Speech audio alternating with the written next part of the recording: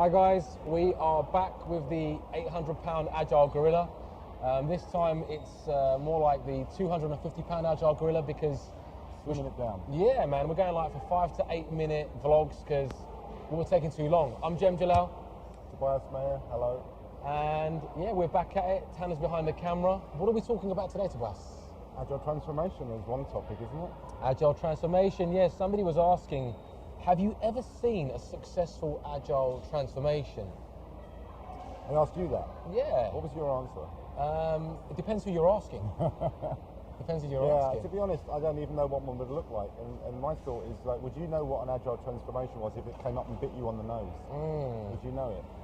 I suppose. I don't know that I would. I don't know. I mean, you know, I like your metaphor of like organisations being like cities. And if somebody said to me, had a city transformed, or would I know what it looked like? I think I'd see certain characteristics, people coming together, people having more purpose in their lives, crime being lower. I feel like you can. These are things that you can notice in organisations. More prosperity, perhaps. Yeah, more prosperity. More happiness. Yeah, more happiness. How do we see organisations change? What's an experience you've had? Well, I can say it this way: if I know that we're going in the right direction, the people at the coalface doing the work really understand the impact of their work. Right. They know whatever they're building, what it's going to do for whoever they're building it for. Right. And there's some genuine excitement for that. I'm not talking about, not being silly here, that everybody's, you know, jumping around like Mary Poppins on a Monday morning. We're only human. Like, you don't have to be happy every day, but people really understand what they're doing and the impact it's going to make. Right. Do you see what I mean? Yeah, they're just not task monkeys anymore. Right. And do we see people doing that? Do we see people stepping up and enjoying life in a different way in London? Let's say in London. I think, yeah. I think I mean, if we play it back again, in various parts of society, like someone's experience of, you know, what society is if you live in Chelsea or if you live in Tottenham could be very different. And that could be the same in massive organisations. You know, I won't mention names. But if you talk to, I don't know, some house owner in Chelsea who owns a couple of properties there and works in the financial sector, they might say that everything's going great. Right? Sure. And you talk to your friend on White Hart Lane, as you mentioned, what would he say? Well, I mean, I think there's a big disconnect in what, let's say, an MP or a councillor thinks versus what the people at the coalface are. And what I'm trying to say is I'm talking about the everyman. So I'm making this comparison of, you know, your everyday person who wasn't born into privilege, hasn't always had the greatest of opportunities, not to play the victim, but they're starting off in a different place in life. Right. Comparing that with a person who's at the coalface, who's doing the work, that may not have the gravitas, that they don't have the influence, and they're the everyman of the organisation. And their experience is very different to what the leaders are. So if we bring that back to organisational change, then if you go into one of the big banks or, you know, one of the big institutions that say they're adopting Agile and they're rolling safe out everywhere and stuff, and you ask them how it's going, they're going to give you a different story, aren't they, to the developer or the tester who's actually doing the work. Well, we're going to get a different image of that. I think you're right. I mean, that's really, very quickly, on LinkedIn 3 months ago, I posted the question. I said, can anybody share me a positive story on SAFe if you're a developer?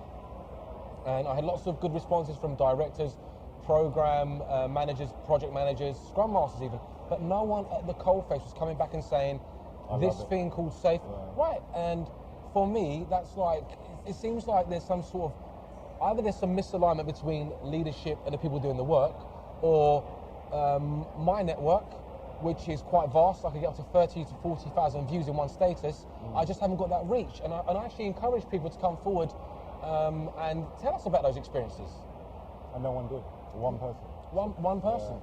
You know, if you ask that same question about Scrum in an organisation, you may, I don't know what kind of response you get, but I do know that I know a lot of people who are developers who enjoy the process of Scrum, enjoy working in that framework. Right. And if you talk to developers about extreme programming, you'll probably get, you know, a 90% positive feedback from that, because it is essentially designed for people on the coalface, as you say. Yeah. Right. Yeah. But SAFe seems to be very much an executive thing, isn't it? Really? Something that looks good on the surface, but in practice, like you said, one response out of 8,000 people.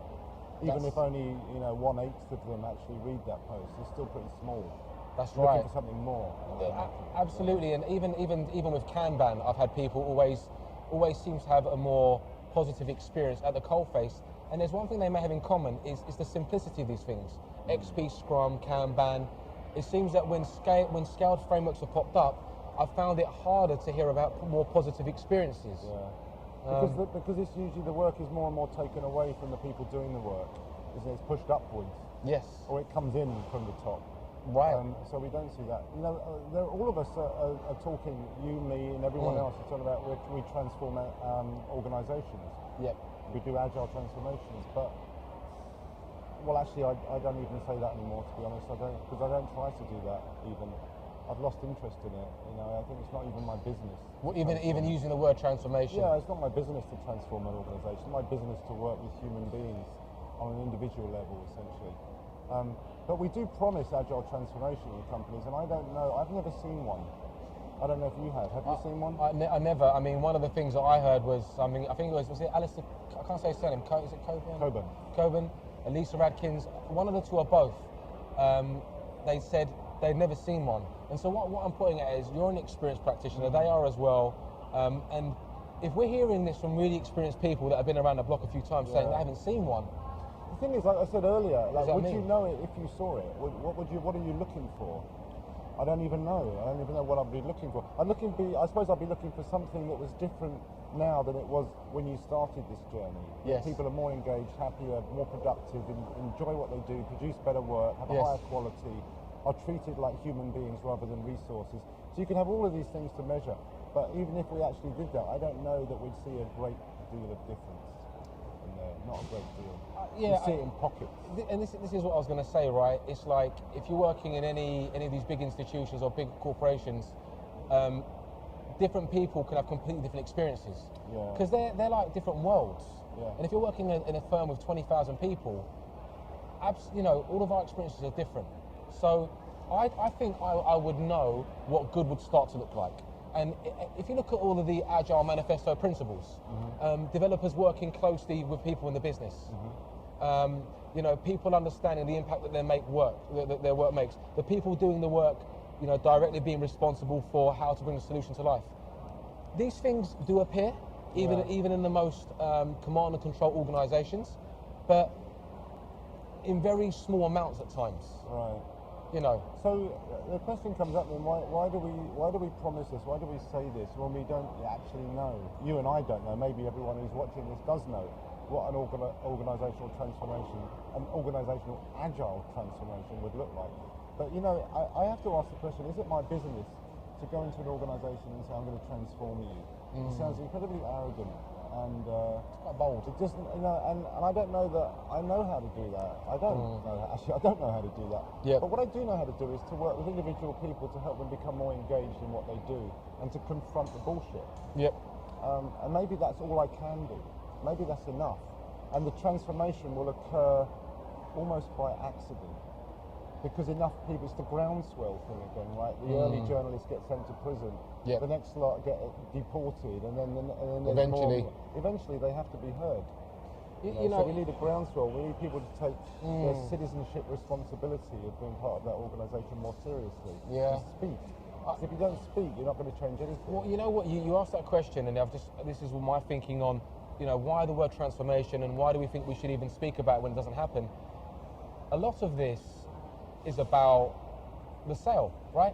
If you're trying to bring in a group of agile coaches and scrum masters and you've got your CEO, that person who's got a bit of a transactional mindset, which is quite common for a lot of people in management at a certain generation, they're like, well, when is this thing going to end?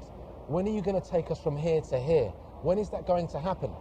If you come in and you say, we're here to help, we want to, make things better, I think that sounds less attractive to a person of that kind of Tayloristic mindset. Yeah. Do you see what I'm saying? Yeah. So it's about selling it, of course it is. Yeah. You can't just say I'm going to come in and work with Joe the developer and help him to become a better human being. Exactly.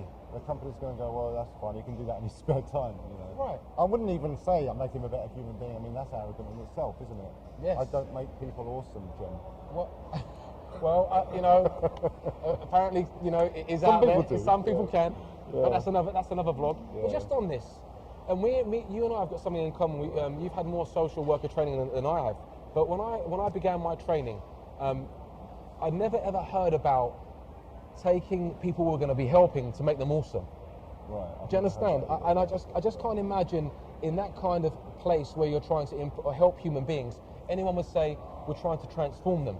Now I know that's not completely comparable, but what I'm getting at is the focus was about trying to help that person develop more awareness around what they do to make their life improve. And if that involves transformation, that's just a side effect. Yes. And you might have referred to that by accident, Yeah. as you know, the by accident phrase. Yeah. And I don't know, I think it makes sense in the mind of many people in the business. We're bringing you guys in. When is this transformation going to happen? When's it going to end? When is it going to end? That's a great question, isn't it? Yeah. What does it look like when it's there? Right. Yeah. We don't know. Maybe you do. Right. And we'd love to see some feedback, comments, reports from the field on this, wouldn't we? We'd like that. Yeah. I think we'd like to do that. We'd like to kind of let you guys fill in the gaps, and you know, add your comments down below so we can elaborate on this discussion. And I'm sure there's lots of stuff we've missed out on. So There's plenty. Educate us. I don't know we touched on anything actually, Jim, to be No. honest. We'll see. Well, All right. more questions than answers. All right. Should we wrap up this 220-pound gorilla? We will indeed. For those of you who don't use American metrics, 225 pound. I think that's about 14 and a half stone. So we went down from 30 stone to 14 and a half. It's still pretty big. Still chunky. Guys, let us know. Thank you. Thanks.